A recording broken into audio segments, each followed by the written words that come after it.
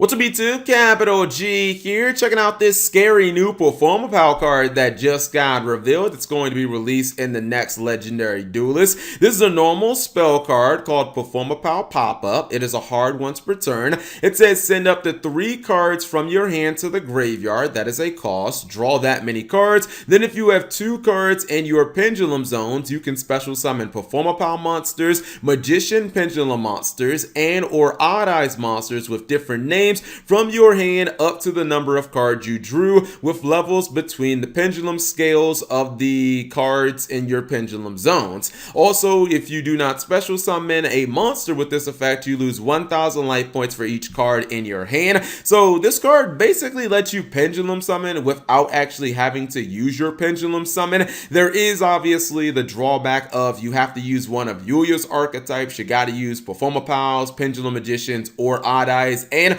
Performapals, no one really plays those anymore. The best Performapal monsters like Monkey Board and Joker are already banned. They've been banned for a while. Pendulum Magicians are still pretty good. Odd Eyes are still pretty legitimate as well. But the thing about it is, and while I'm not exactly sure why this is kind of designed for pendulums, do you really want to be discarding monsters in pendulums? I know like people play Pendulum Call, but that only requires you to discard 1. Outside of something like Dark Worm, I can't think of a lot of pendulum monsters that really want to be discarded. They generally want to go from the field to the extra monster zone so that you can pendulum summon them again. So I'm not even sure if this effect really works all that well in pendulums. Honestly, I kind of feel like this card's just going to be used for the draw effect, and it is unfortunately generic. You can play this in basically anything. Yes, if you don't pendulum summon, or I guess special summon with this card's effect, you will be taking a significant amount of damage based on the size of your hand. But if you were to play this in something like a cheese deck, maybe like Gem Knight FTK, where you really don't care about life points as long as you get your playoff, you know that you're going to win the duel, this card could be very dangerous. Gem Knight FTK, I believe at YCS Fort Worth over the weekend, went 9-1 during the first day of Swiss, so it's definitely still a very scary deck that you have to be aware of. Think about activating this, discarding like a Blot Dragon, a Crystal Rose, maybe a Gem Knight Fusion, all cards that you can get back from the graveyard, and then being able to draw essentially a brand new hand. Yes, if your opponent does Ash Blossom this card, you are absolutely wrecked and you're probably going to lose the duel. However, when you're playing kind of like a cheese deck, you're already on the razor's edge. You're probably playing 3 Call by the Grave to try to counter hand traps, and you know that that's the risk that you are going to take. I look at this and I'm like, yeah, this definitely could be like a boneless card destruction or a boneless graceful charity. But when you're playing that type of FTK deck, this is one of those cards that those type of decks could definitely use, especially considering that it does let you set up your graveyard. Like, getting cards in the graveyard